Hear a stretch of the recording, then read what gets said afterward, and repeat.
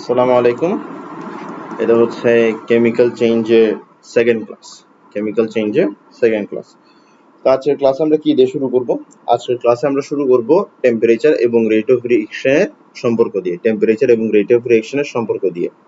তো temperature R rate of রিঅ্যাকশনের সম্পর্কটা আমরা জানি। আমরা জানি দ্যাট টেম্পারেচার বাড়ালে কি হয়? রেট অফ রিঅ্যাকশন বেড়ে যায়। আবার টেম্পারেচার কমালে কি হয়? রেট অফ রিঅ্যাকশন কমে যায়। ঠিক আছে? তো এটাই হলো আমাদের কি টেম্পারেচার আর রেট অফ রিঅ্যাকশনের সম্পর্ক। টেম্পারেচার এবং রেট অফ রিঅ্যাকশনের সম্পর্ক। তো টেম্পারেচার আর রেট অফ রিঅ্যাকশনের এই যে সম্পর্কটা আছে, এই সম্পর্ক রিলেটেড একটা ইকুয়েশন আছে যেটাকে আমরা বলি আরহেনিয়াস ইকুয়েশন। তো বুঝতে পারতেছো আরহেনিয়াস ইকুয়েশনটা কে দিছে? আরহেনিয়াস ইকুয়েশনটা দিছে হচ্ছে আরহেনিয়াস নামক ভদ্রলোকে। আরহেনিয়াস ইকুয়েশনটা দিছে আরহেনিয়াস নামক ভদ্রলোকে। তো আরহেনিয়াস ইকুয়েশনটা কি? আরহেনিয়াস ইকুয়েশনটা হচ্ছে আমাদের টেম্পারেচার এবং রেট অফ রিঅ্যাকশনের মধ্যবর্তী একটা সম্পর্ক। ঠিক আছে?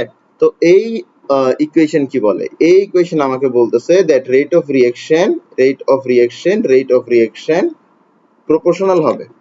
রেট অফ রিঅ্যাকশন প্রপোর্শনাল হবে কিসের সাথে? ই ইনভার্স ইএ বাই আরটি।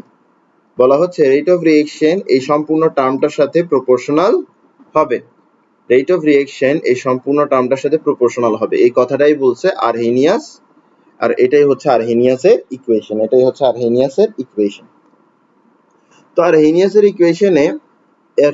ইকুয়েশনে যাওয়ার আগে আমাদের কাছে একটু যাইতে হবে রেট ইকুয়েশন। আরহেনিয়াসের ইকুয়েশনে আমরা ফেরত আসবো। আমরা এখন যাব হচ্ছে রেট ইকুয়েশন।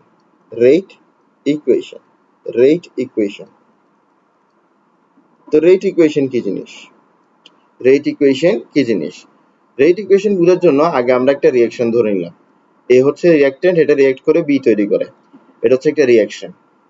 তো আমরা রেট অফ রিঅ্যাকশনের যেগুলো ফ্যাক্টরস আছে, factors controlling rate of reaction, ওগুলো পড়ছিলাম, বা factors affecting rate of reaction, ওগুলো পড়ছিলাম। আমরা ওখানে কি পড়ছি? আমরা ওখানে পড়ছি দ্যাট রেট অফ রিঅ্যাকশন কখন বেশি হবে? যখন রিঅ্যাকট্যান্টের কনসেন্ট্রেশন বেশি হবে। রেট অফ রিঅ্যাকশন কখন বেশি হবে? যখন রিঅ্যাকট্যান্টের কনসেন্ট্রেশন বেশি হবে। বুঝা গেছে? Very good. ঠিক আছে? এখন আমার এখানের মধ্যে যে রিঅ্যাকশনটা ধরলাম দ্যাট এ রিঅ্যাক্ট করে বি তৈরি করতেছে, এখানের মধ্যে আমার রিঅ্যাকট্যান্ট কে? এখানে আমার রিঅ্যাকট্যান্ট হচ্ছে এ। তাহলে এই রিঅ্যাকশনের জন্য যদি আমরা এই একই সম্পর্কটা লিখি, এটা কিরকম দাঁড়াবে? এটা দাঁড়াবে হচ্ছে এরকম, that rate of reaction directly proportional to concentration of A. বুঝা গেছে? Very good. ওকে, এতটুকু বুঝলাম। এখন আমরা এখানের মধ্যে কি করতে পারি? আমরা এখানের মধ্যে একটা কনস্ট্যান্ট আনতে পারি। কনস্ট্যান্ট আনলে কি হবে? কনস্ট্যান্ট আনলে এই প্রপোর্শনাল সাইনটা সরে যাবে। এখানে কি চলে আসবে? এখানে ইকুয়াল টু চলে আসবে আর একটা কনস্ট্যান্ট আসবে। ঠিক আছে? এই যে আমরা এই যে জিনিসটা পাইলাম, এটাকে আমরা বলি হচ্ছে রেট ইকুয়েশন। এটাকে আমরা বলি হচ্ছে rate equation. Rate of reaction আর রিঅ্যাকট্যান্টের কনসেন্ট্রেশনের মধ্যে সম্পর্কটা এক্সপ্রেস করে হচ্ছে আমাদের রেট ইকুয়েশন। এটাকে বলা হয় রেট ইকুয়েশন। তো রেট ইকুয়েশনের মধ্যে আমরা যে কনস্ট্যান্টটা ইউজ করি, ওই কনস্ট্যান্টটাকে আমরা বলি হচ্ছে রেট কনস্ট্যান্ট। তাহলে এই কনস্ট্যান্টটাকে কি বলা যায়? এই কনস্ট্যান্টটাকে বলা যায় রেট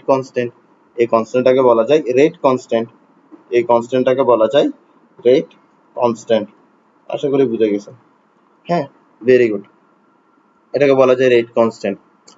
এখন আমি দুইটা রিঅ্যাকশন নিব। তো প্রথমে একটা রিঅ্যাকশনের কথা বলে ফেলছি, যেটা হচ্ছে এ রিঅ্যাক্ট করে বি তৈরি করে। ঠিক আছে? আর আমি আরেকটা রিঅ্যাকশন নেব, যেখানে হচ্ছে আমাদের সি রিঅ্যাক্ট করে ডি তৈরি করে। কি তৈরি করতেছে? ডি তৈরি করতেছে। তাহলে এখানের মধ্যে আমার রেট অফ রিঅ্যাকশন কি হবে? এখানেও আমার রেট অফ রিঅ্যাকশন রিঅ্যাকট্যান্টের কনসেন্ট্রেশনের সাথে প্রপোর্শনাল হবে। ঠিক আগের মতো আমরা এখানেও কি আনতে পারি? এখানের মধ্যে আমরা রেট কনস্ট্যান্ট আনতে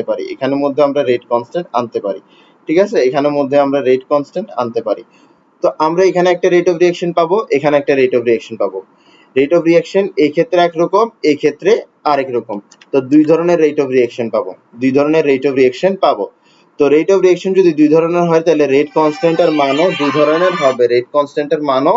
দুই ধরনের হবে, রেট কনস্ট্যান্টের মানও দুই ধরনের হবে। একটা জিনিস মাথায় রাখতে হবে, রেট অফ রিঅ্যাকশন যেখানে বেশি, রেট কনস্ট্যান্টের মান সেখানে বেশি।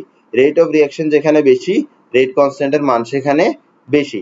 ধরো আমি ধরে নিলাম আমার এখানে এই যে আর ও আর আছে, এই আর ও আর ধরো কার থেকে বড়, এই আর ও আর ধরো আমাদের এটা থেকে বড়, এই আর ও আর ধরো আমাদের এখানে এটা থেকে বড়, ঠিক আছে, এই আর ও আর ধরো আমাদের এখানে এটা থেকে বড়, ঠিক আছে। এমন যদি হয় তাহলে আমার এখানে আর ও আর এর ক্ষেত্রে যে রেট কনস্ট্যান্ট আমরা পাইছিলাম ওটা কার থেকে বড় হবে, এই রেট অফ রিঅ্যাকশনের ক্ষেত্রে যে রেট কনস্ট্যান্ট পাইছি তার থেকে বড় হবে, তার থেকে বড় হবে, তার থেকে বড় হবে। বুঝে গেছে বিষয়টা? তো এটাও রেট অফ রিঅ্যাকশন, এটাও রেট অফ রিঅ্যাকশন। পার্থক্য কোথায়? এটা হচ্ছে এই রিঅ্যাকশনের রেট অফ রিঅ্যাকশন, এটা হচ্ছে এই রিঅ্যাকশনের রেট অফ রিঅ্যাকশন। বুঝে গেছে বিষয়টা? Very good. তো আমরা এখান থেকে একটা জিনিস বুঝতেছি, রেট অফ রিঅ্যাকশন বড় হলে যে রিঅ্যাকশনের রেট অফ রিঅ্যাকশন বড় সেই রিঅ্যাকশনের রেট কনস্ট্যান্টও বড়, যে রিঅ্যাকশনের রেট অফ রিঅ্যাকশন বড় সেই রিঅ্যাকশনের রেট কনস্ট্যান্টও বড়। তাহলে আমরা এই জিনিসটা লিখতে পারি, that R or R proportional to K. আমরা এই জিনিসটা লিখতে পারি that R or R proportional to K, R or R proportional to K, অর্থাৎ রেট অফ রিঅ্যাকশন রেট কনস্ট্যান্টের সাথে প্রপোর্শনাল। এই কথাটা আমরা বলতে পারি, কিভাবে বলতে পারতেছি? যে রিঅ্যাকশনের রেট অফ রিঅ্যাকশন বেশি সেই রিঅ্যাকশনের রেট কনস্ট্যান্টের মানও বড়, সেই রিঅ্যাকশনের রেট কনস্ট্যান্টের মানও বড়। Very good.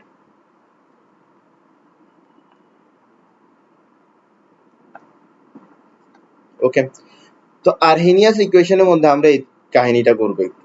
আচ্ছা বলি আমি এখন কি বলছি, তোমরা আশা করি বুঝো নাই।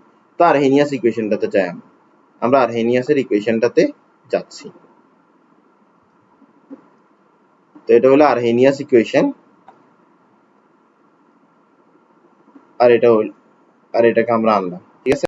এখন এই দুইটা জিনিস থেকে আমরা কিছু জিনিস বের করার চেষ্টা করব, এই দুইটা জিনিস থেকে আমরা কিছু জিনিস বের করার চেষ্টা করব। Very good. আসো, হ্যাঁ, আমরা কি জানি? আমরা জানি রেট অফ রিঅ্যাকশন বেশি হলে এটা বেশি হবে। আচ্ছা এইভাবে না বলি, আমরা বলতে পারি দ্যাট এই টার্মটা বেশি হলে, এই টার্মটা যদি বেশি হয় তাহলে আমাদের রেট অফ রিঅ্যাকশন বেশি হচ্ছে, আবার রেট অফ রিঅ্যাকশন বেশি হলে আমাদের রেট কনস্ট্যান্ট বেশি হচ্ছে। তাহলে আমরা সরাসরি কি এটা বলতে পারি না, রেট কনস্ট্যান্ট বেশি হবে যখন আমাদের এখানে ই inverse E A by R T এই টার্মটা বড় হবে। বুঝে গেছে বিষয়টা? তাহলে আমরা এখানের মধ্যে সরাসরি এই কথাটা বলতে পারি যে rate constant proportional to e inverse E A by R T, এই কথাটা আমরা সরাসরি বলতে পারি, এই কথাটা আমরা সরাসরি বলতে পারি। ভেরি গুড, ঠিক আছে। তো এখান থেকে আমরা একটা ইকুয়েশন ডেরাইভ করব, আমরা এখন দুই সাইডে কি করব, দুই সাইডে আমরা ln দিয়ে অপারেট করে দিব, এদিকে থাকবে ln কে, আচ্ছা ln দিয়ে পরে অপারেট করি। আগে আমরা এখানের মধ্যে প্রপোর্শনাল সাইনটা তুলি, আমরা একটা কনস্ট্যান্ট আনবো। তো একটু আমরা রিক্যাপ করি, এটা কোত্থেকে আসছে? এটা আসছে এই দুইটা ইকুয়েশন থেকে। এই দুইটা ইকুয়েশনের মধ্যে উপরেরটা কি? উপরেরটা হচ্ছে আরহেনিয়াস ইকুয়েশন, ঠিক আছে। তো মোটমাট কথা হচ্ছে এটা কোত্থেকে আসছে? এটা আসছে হচ্ছে আরহেনিয়াসের ইকুয়েশন থেকে। তো আমরা এখানের মধ্যে একটা কনস্ট্যান্ট আনতেছি, তো এই কনস্ট্যান্টটার নাম কি হবে? এই কনস্ট্যান্টটার নাম হবে আরহেনিয়াস কনস্ট্যান্ট। এই কনস্ট্যান্টের নাম হবে আরহেনিয়াস কনস্ট্যান্ট। এখন আমরা দুই সাইডে কি করব? দুই সাইডে আমরা ln দিয়ে অপারেট করে দিব, এদিকে থাকবে ln কে, এদিকে থাকবে ln, আর ব্র্যাকেটের ভেতর থাকবে যা উপরে আছে তা, LAE to the power minus E A by R T. বুঝে গেছে? Very good. এখন আসো, এখন আমরা যদি ln দিয়ে এখন আমরা এখানের মধ্যে একটা ফর্মুলা বসাতে পারি, ঠিক আছে, বিষয়টা বুঝার চেষ্টা করো। ln ab কি জিনিস? ln ab মানে হচ্ছে আমাদের ln a plus ln b, এটাই হচ্ছে ln ab। মানে ln এর যদি কোনো কিছুর প্রোডাক্টকে আমি ln দিয়ে অপারেট করি, তাহলে আমি যে দুইটার প্রোডাক্টকে ln দিয়ে অপারেট করছি ওই দুইটাকে আবার আলাদা করে ln দিয়ে অপারেট করে অ্যাড করতে পারি। বুঝা গেছে বিষয়টা? মানে মোট কথা হচ্ছে এটা একটা formula, ln ab is equals to ln a plus ln b। তো তুমি এটাকে a চিন্তা করো আর এই পুরো টার্মটাকে b চিন্তা করো, তাহলে তুমি বুঝে যাবা পরের লাইনে কি হবে। পরের লাইনে কি আসতেছে? পরের লাইনে আসতেছে হচ্ছে আমাদের প্রথমে এখানে a, ln a হবে, এরপরে আমাদের এখানের মধ্যে আসবে প্লাস, এরপরে আমাদের এখানে আবার ln কাকে অপারেট করবে? বি কে অপারেট করবে। এখানে বি হচ্ছে এই পুরো অংশটাই হচ্ছে বি, এখানে এই পুরো অংশটাই হচ্ছে বি, বুঝা গেছে? এখানে পুরো এই অংশটাই হচ্ছে বি। এরপরের লাইনে আসো, এরপরের লাইনে আমরা আরেকটা ফর্মুলা ইউজ করব, সেটা হচ্ছে ln e টু দি পাওয়ার যা কিছু থাকবে ইজ ইকুয়ালস টু তা কিছু হবে, বুঝা গেছে? ln e টু দি পাওয়ার যা কিছু থাকবে ইজ ইকুয়ালস টু তা কিছু হবে, বুঝা গেছে বিষয়টা? তাইলে আমাদের এখানে ln k is equals to কি, ln a প্লাস উপরে যা কিছু আছে তা কিছু হবে, উপরে যা কিছু আছে তা কিছুই হবে। ক্লিয়ার?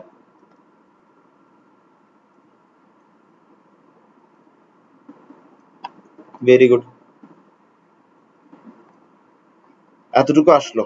হ্যাঁ, এতটুকু আসার পরে আমাদের এখানে কিছু কিছু জিনিস মানে জাস্ট একটু পজিশন চেঞ্জ করবো, আর কিছু না। Minus E A by R 1/t plus L N A, ঠিক আছে? এখানের মধ্যে আমরা আশা করি সবকিছু চিনি, আর যদি না চিনে থাকি তাহলে আমরা নতুন করে চিনি নিচ্ছি, ঠিক আছে? তাহলে প্রথমে হচ্ছে কে, কে কি জিনিস, কে নিয়ে তো লম্বা বক্তব্য দিছি। কে হচ্ছে আমাদের রেট কনস্ট্যান্ট। কে কি জিনিস, কে হচ্ছে রেট কনস্ট্যান্ট। কে কি জিনিস, কে হচ্ছে রেট কনস্ট্যান্ট, কে হচ্ছে রেট কনস্ট্যান্ট, এটা পড়াই বলছি, রেট কনস্ট্যান্ট, রেট কনস্ট্যান্ট, কে হচ্ছে রেট কনস্ট্যান্ট, কে হচ্ছে রেট কনস্ট্যান্ট, বুঝে গেছে?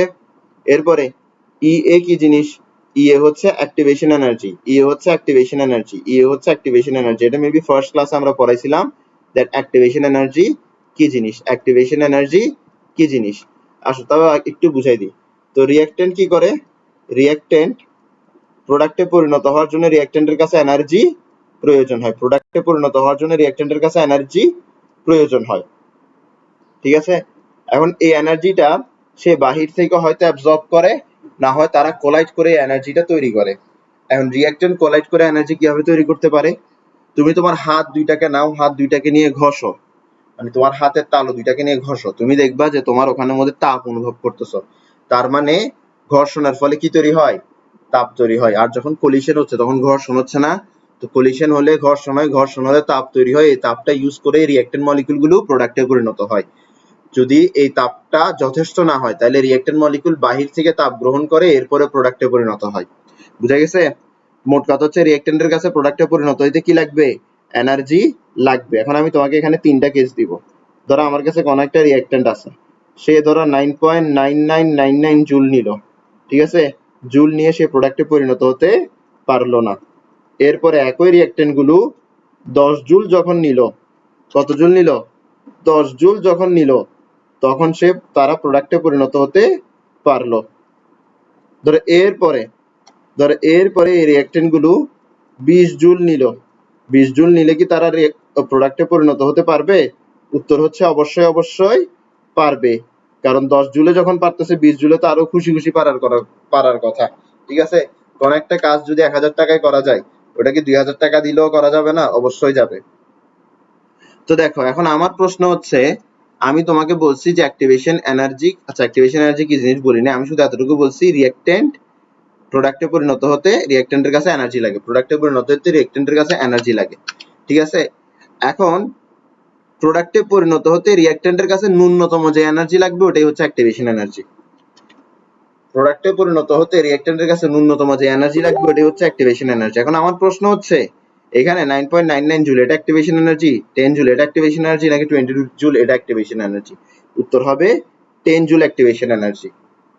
কেন অ্যাক্টিভেশন এনার্জি? কারণ 10 জুল থেকে একটু কম দিলে প্রোডাক্টে পরিণত হবে না। মোট কথা হচ্ছে 10 জুল হচ্ছে ন্যূনতম এনার্জি যেটা রিঅ্যাক্ট্যান্ট পেলে প্রোডাক্টে পরিণত হয়। তাহলে অ্যাক্টিভেশন এনার্জি কি? অ্যাক্টিভেশন এনার্জি হচ্ছে ন্যূনতম যে এনার্জিটা রিঅ্যাক্ট্যান্ট পেলে প্রোডাক্টে পরিণত হয়।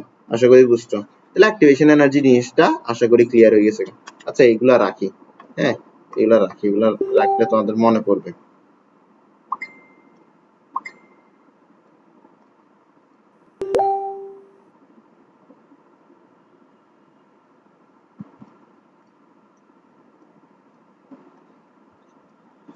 আসো এরপরে কি, এরপর হচ্ছে আর এবং টি। আর কি জিনিস, আর হচ্ছে ইউনিভার্সাল গ্যাস কনস্ট্যান্ট, আর হচ্ছে ইউনিভার্সাল গ্যাস কনস্ট্যান্ট, আর হচ্ছে ইউনিভার্সাল গ্যাস কনস্ট্যান্ট। আচ্ছা এইসব জিনিস একটু বেশি বড় বড় করে লিখে ফেলতেছি না, একটু ছোট ছোট করে লেখা উচিত।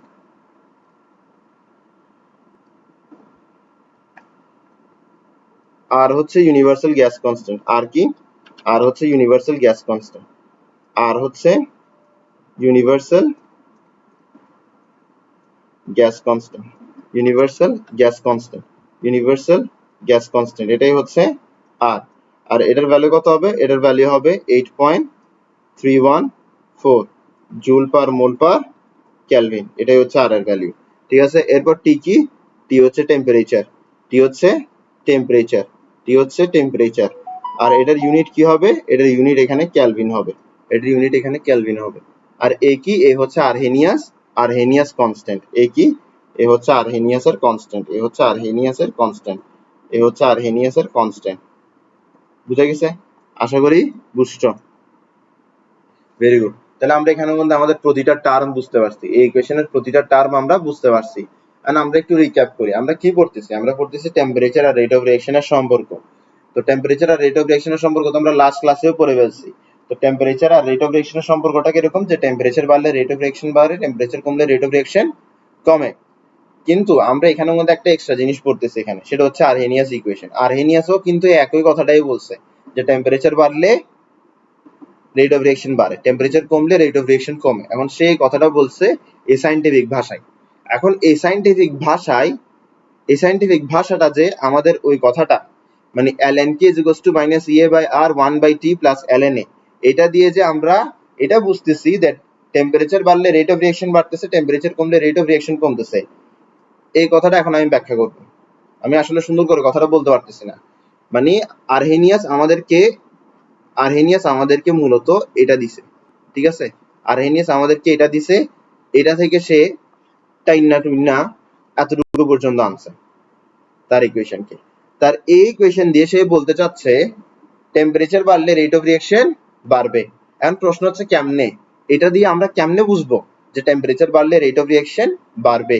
তো এটা বোঝার জন্য আমাদের কাছে একটা গ্রাফ ড্র করতে হবে। এটা বোঝার জন্য আমাদের কাছে একটা গ্রাফ ড্র করতে হবে। চলো আমরা একটা গ্রাফ ড্র করি।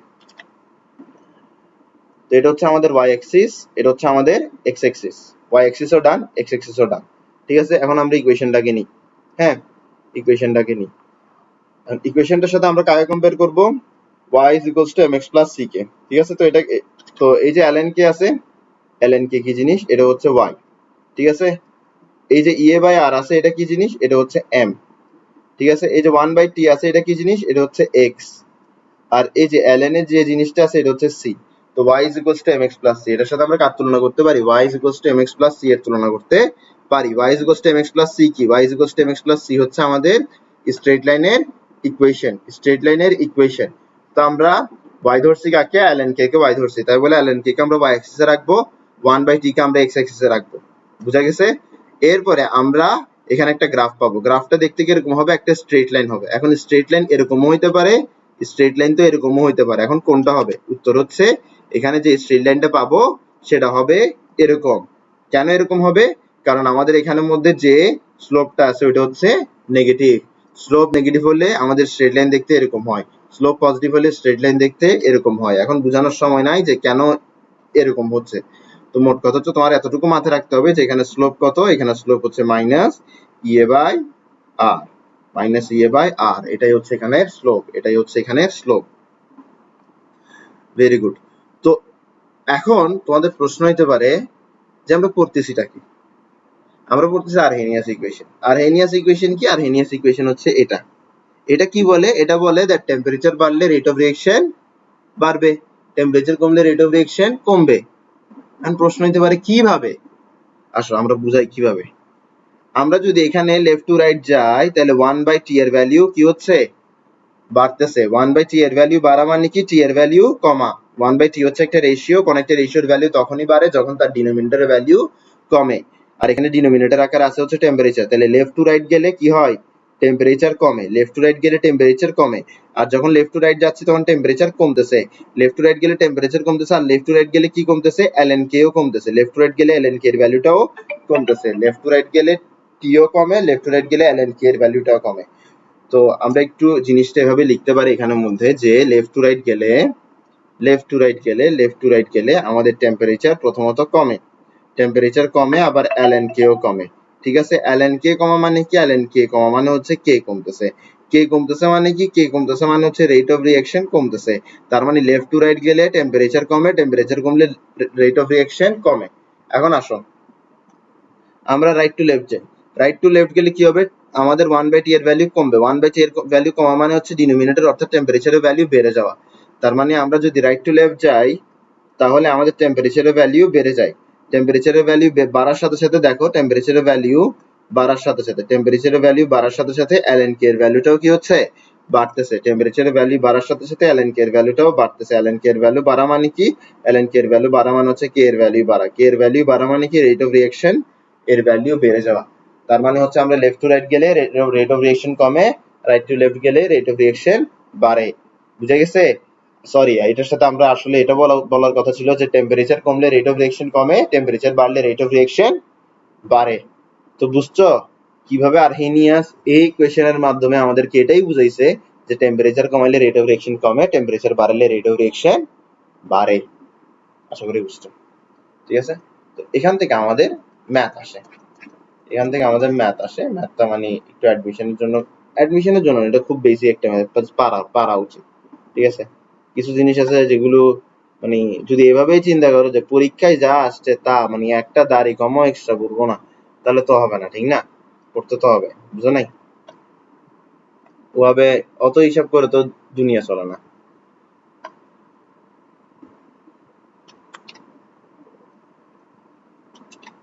তা আসো, এখানে বলা আছে ln k values are plotted against t inverse 1 and a straight line was obtained having slope এটা determine activation energy। ঠিক আছে, তাহলে আমরা এখানের মধ্যে এক কাজ করি, এটাকে একটু নিয়ে আসি। হ্যাঁ,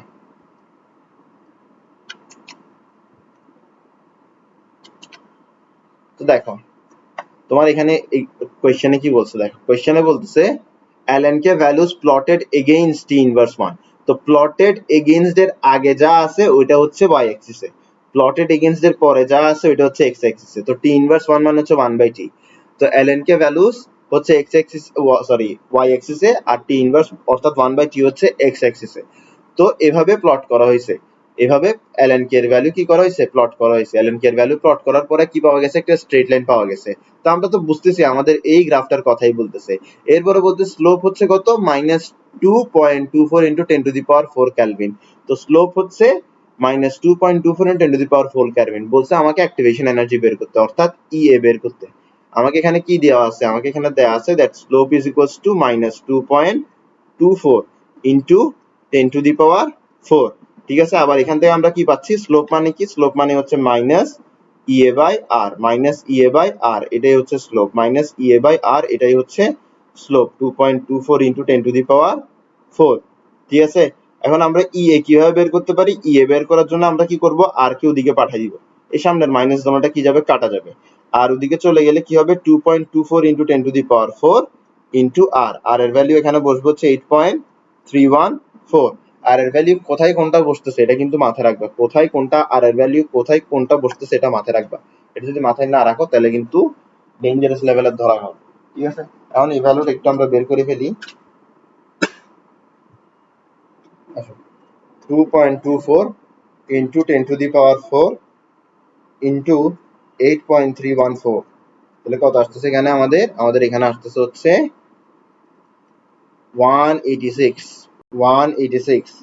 233.6 জুল আসতেছে। বুঝা গেছে?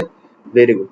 এখন দেখো আমাদের আরো একটা ম্যাথ আছে, ওটা করবো, ওটার জন্য আরেকটু বেসিক জানতে হবে। ঠিক আছে, হ্যাঁ, এখন আসো আমরা এখান থেকে একটা জিনিস শিখছি, সেটা হচ্ছে এই ইকুয়েশনটা আমরা শিখছি, ঠিক না? এখন আমরা এই ইকুয়েশনটা তুলে নিব, এই ইকুয়েশন থেকে আমরা আরো একটা ইকুয়েশন বের করব। ঠিক আছে, আর একটা ফর্মুলা বের করব। আসো আমরা একটু আগাই।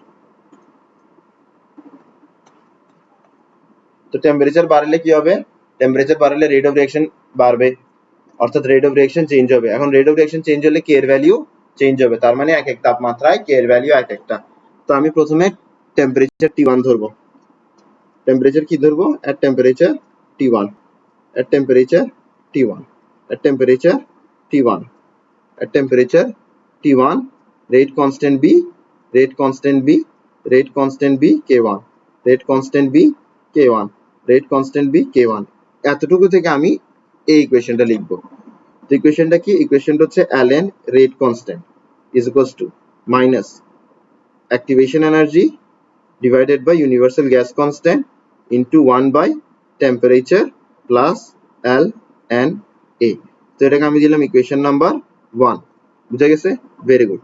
এখন আসুন, এখন আমরা এখানের মধ্যে আরেকটা লিখব। at temperature T2, at temperature T2, rate constant B K2, at temperature T2, rate constant B K2। ঠিক আছে?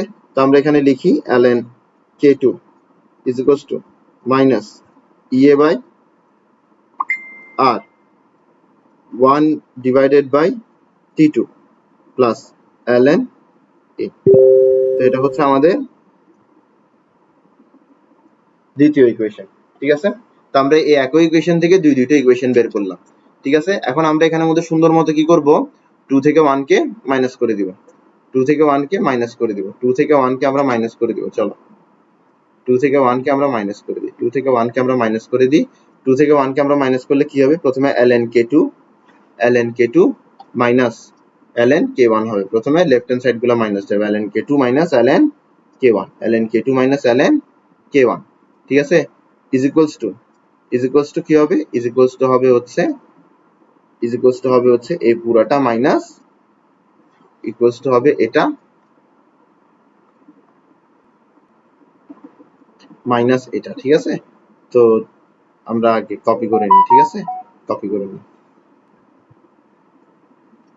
তো এই দোনোটাকে এটাকে পুরোপুরি ব্র্যাকেটের ভেতর ঢুকাবো, আগে একটা মাইনাস বসাবো, এরপরে এটাকে আমরা এখানে নিয়ে আসলাম। বুঝা গেছে? যাদের আক্কেল বুদ্ধি আছে ওরা বুঝতেছে আমি কি করতেছি এখানে। ঠিক আছে? এরপরে আমরা একটা ফর্মুলা বসাবো এখানে। এখানের মধ্যে সেটা হচ্ছে ln এর ফর্মুলা। খুব বেসিক ফর্মুলা, ক্লাস 9 10 এগুলো পড়ার কথা, সেটা হচ্ছে ln A minus ln B is equals to ln A by B। বুঝা গেছে বিষয়টা? Very good. আসো তাহলে আমরা এখানে কি লিখতে পারি? ln k2 minus k1 কে লিখতে পারি ln k2 by k1। কি লিখতে পারি? ln k2 by k1। আমরা লিখতে পারি ln k2 by k1, ln k2 by k1। ঠিক আছে? Very good. ঠিক আছে? এখন আমরা এখান থেকে ব্র্যাকেটটাকে তুলে ফেলবো। তো ব্র্যাকেটটাকে আমরা তুলে ফেলি। চলো ব্র্যাকেটটাকে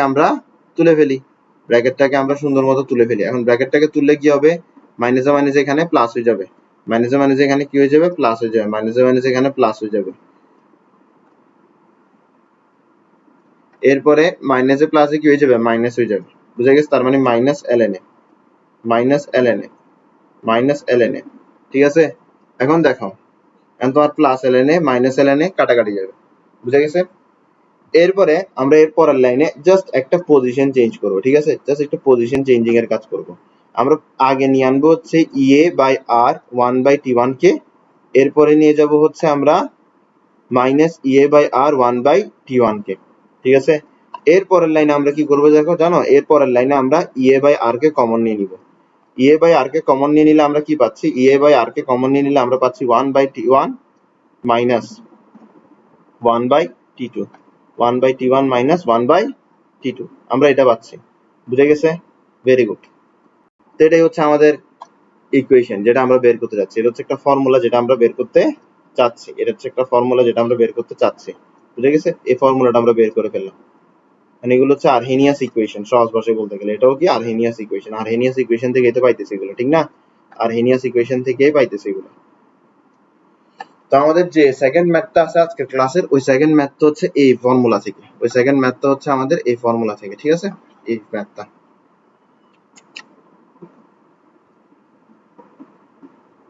আসো আমরা ম্যাথটা তুলে ফেলি।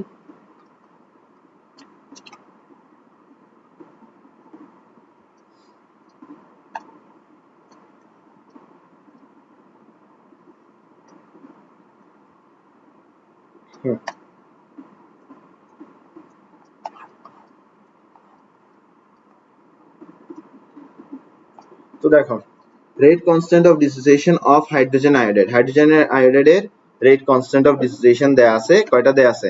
দুইটা দেয়া আছে, মানে দুইটা টেম্পারেচারে দেয়া আছে, একটা হচ্ছে 283 ডিগ্রি সেলসিয়াস আর একটা হচ্ছে 508 ডিগ্রি সেলসিয়াস আর রেসপেক্টিভলি K1 and K2। আচ্ছা কোশ্চেনটা করি।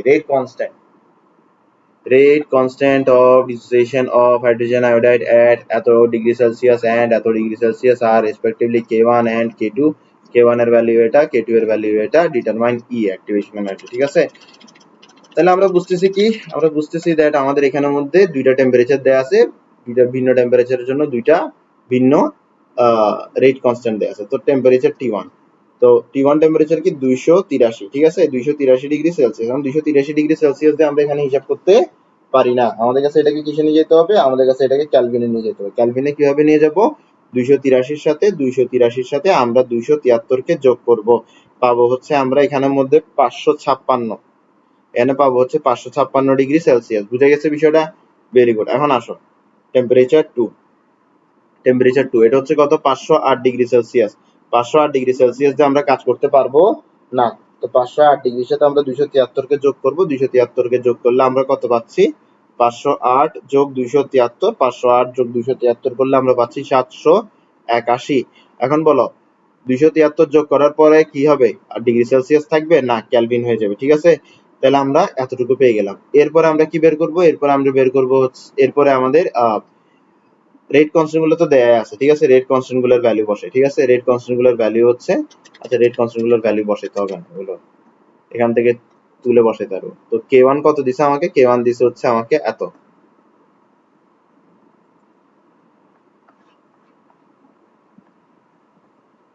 কই কই যে আসতেছে। K2 কত দিছে আমাকে, K2 দিছে হচ্ছে আমাকে,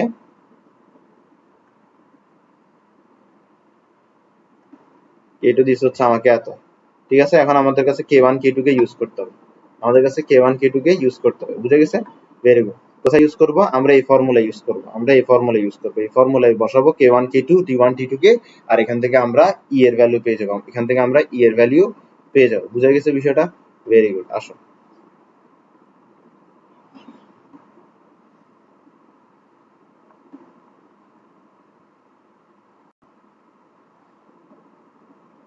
কি যে করতেছি। হুম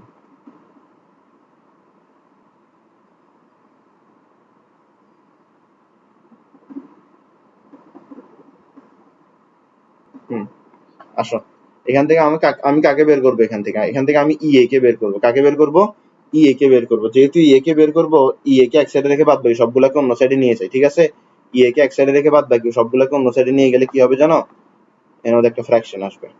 ঠিক আছে, উপরে হবে হচ্ছে ln K2 বাই K1, এটার সাথে মাল্টিপ্লাই হবে হচ্ছে R, এটার সাথে মাল্টিপ্লাই হবে হচ্ছে R, আর নিচে চলে যাবে হচ্ছে 1 by T1 minus 1 by T2, এটা চলে যাবে হচ্ছে নিচে। বুঝে গেছে? Very good. এখন দেখো, এখন আমরা এখানের মধ্যে ভ্যালু গুলো বসাবো, আসো ভ্যালু গুলো একটা একটা করে বসাবো। তো আর এর ভ্যালু কত, আর এর ভ্যালু হচ্ছে আমাদের 8.314। এরপর হচ্ছে ln K2 বাই K1। একটা জিনিস তোমাকে বলে দিই, যখন আমরা, আচ্ছা বাদ দাও নাই বলি, আচ্ছা বলে দিই বাদ দাও, সমস্যা নাই। আমরা এখানে কি বের করতেছি, এনার্জি বের করতেছি না, তো এনার্জি যখন বের করবো তখন আর এর ভ্যালু সবসময় 8.314 বসাবো। এনার্জি যখন বের করবো তখন আর এর ভ্যালু সবসময় 8.314 ব্যবহার করবো। ঠিক আছে, ভেরি গুড। 3.52, K1 কত, সরি K2 উপরে হবে, K2 কত, K2 হচ্ছে 3.92, 3.95 ইন্টু 10 ইনভার্স 2। ঠিক আছে, K2 গেল গা। এরপর হচ্ছে K1 কত, 3.52 ইন্টু 10 ইনভার্স 7। ঠিক আছে, এর হচ্ছে 1 by T1, 1 by T1, T1 কত, T1 হচ্ছে 556, T1 হচ্ছে 556, T1 হচ্ছে 556। বুঝে গেছে? Very good. এর হচ্ছে 1 by T2, 1 by T2, T2 কত, 781, 781। Very good. তো এখন আমাদের কাছে এখানে অ্যাক্টিভেশন এনার্জি বের করতে হবে। এটা দেখে ভয় পাওয়ার কিছু না, এটা খুব সিম্পল একটা জিনিস। ঠিক আছে, খুব সিম্পল একটা জিনিস। 3.95 into 10 inverse 2 divided by 3.52 into 10 inverse 7, কিছু একটা আসছে, ln দিয়ে ওটাকে অপারেট করে দিই, অপারেট করার পরে যা আসবে ওটার সাথে 8.314 কে গুণ করে দিই, এরপরে দিই ব্র্যাকেট, এরপরে আরেকটা bracket, 1 divided by 556 bracket close, minus 1 divided by 781 bracket close, আবার একটা এক্সট্রা ব্র্যাকেট দিব। ঠিক আছে, এটা দিলাম। ভুল করছে।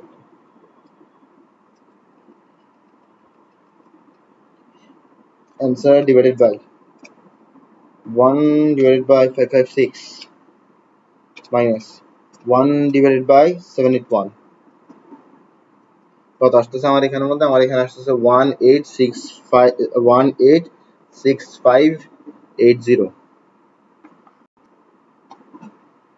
এটা আসতেছে আমাদের 186580 জুল। Very good. আজকের ক্লাস এইটুকুই।